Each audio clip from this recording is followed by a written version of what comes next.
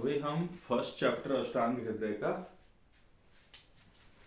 वात पित्त कफ और अग्नि का क्या लिंक है।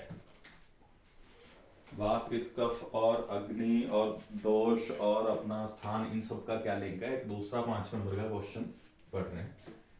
5 नंबर के क्वेश्चन में इसमें आने के चांस है। क्वेश्चन क्या आएगा, दोषों का स्थान अग्नि, दोषों का स्थान अग्नि वाय और कोष्ठ के साथ क्या संबंध है। इस तरह से क्वेश्चन आएगा। कोष्ठ का दोष, स्थान, अग्नि, वाय, ये सब क्वेश्चन आने वाला है। ठीक है, तो 5 नंबर के क्वेश्चन आते हैं फर्स्ट चैप्टर से। 2 या 3 5 नंबर के क्वेश्चन बनते हैं और एक 10 का क्वेश्चन बन रहा है। 3-4 ही क्वेश्चन है फर्स्ट चैप्टर में जो इम्पोर्टेंट है। तो दूसरा है अपना, अभी देखो ये अपना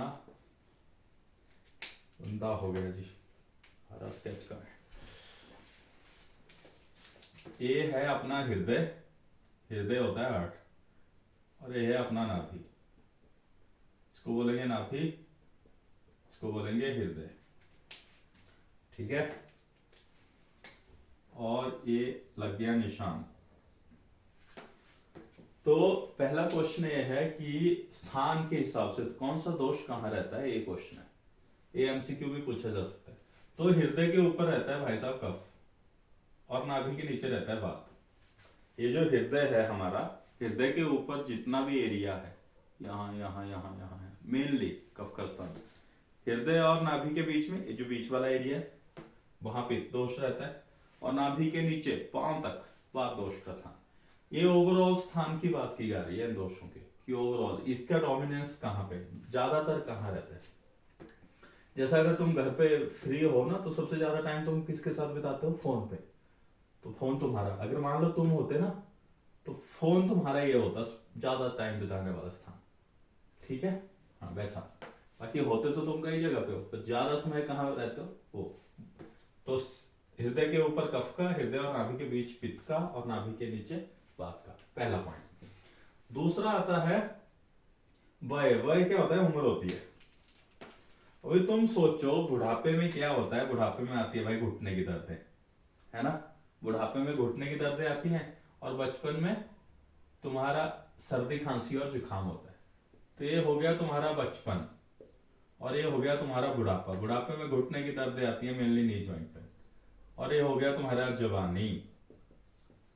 तो बुढ़ापे में, ओल्ड एज में वात दोष की प्रधानता रहती है, बचपन में कफ दोष की प्रधानता रहती है, और जवानी में पित्त दोष की प्रधानता रहती है। बुढ़ापे से याद रखना घुटने की दर्दें, वात का स्थान, वात की प्रीडोमिनेंस। बचपन से याद रखना सर्दी जुकाम, कफ का स्थान, कफ की प्रॉब्लम। फिर एक ही बचेगा बीच में पित्त, जवानी के लिए। तो स्थान हो गया, वय हो गया। अब आता है अग्नि की बात। देखो ये जो बुढ़ापा है ना, बुढ़ापे में तुमने सुना होगा बुजुर्गों को कि यार अगर घर का सामान्य खाना खाते हैं तो सही से पच जाता है, जैसे ही कुछ बद परहेजी हुई प्रॉब्लम हो गई। उसको बोलते हैं विषम अग्नि। विषम अग्नि, विषम अग्नि क्या होती है, जो कभी खाना सही टाइम पे पचा दे, सही ढंग से पचा देती है, कभी सही ढंग से नहीं पचाती, वो होती है विषम अग्नि। कभी खाना पच जाता है, कभी नहीं पचता है, बुढ़ापे की दिक्कत। और तीक्ष्ण अग्नि क्या होती है, तीक्ष्ण अग्नि होती है भाई तुम अभी खाओ, 1 घंटे बाद फिर से भूख लग जाती है। तेज अग्नि, कुछ भी बचा लो, कुछ भी। देख लेना तुम कॉलेज के जो यंग बच्चों कितना चलते रहते हैं। सुबह उठेंगे, कुछ ना कुछ खाएंगे, ब्रेकफास्ट करेंगे, फिर कुछ ना टॉफी चॉकलेट खाएंगे, लंच करेंगे, फिर बीच में कुछ खाएंगे, फिर 4 बजे फास्ट फूड खाएंगे, रात को डिनर करेंगे, रात को सोते टाइम कुछ है। ये जो यंग एज है, कुछ ना कुछ चलते रहते हैं, कुछ ना कुछ खाते रहते हैं, क्योंकि अग्नि बड़ी तेज रहती है। तो वात दोष की वजह से विषम अग्नि रहती है, पित्त दोष की वजह से तीक्ष्ण अग्नि रहती है, खासकर जवानी। और कफ की दोष से क्या होता है, मंदाग्नि रहती है। कफ दोष से अग्नि जो क्या रहती है, वो मंद रहती है।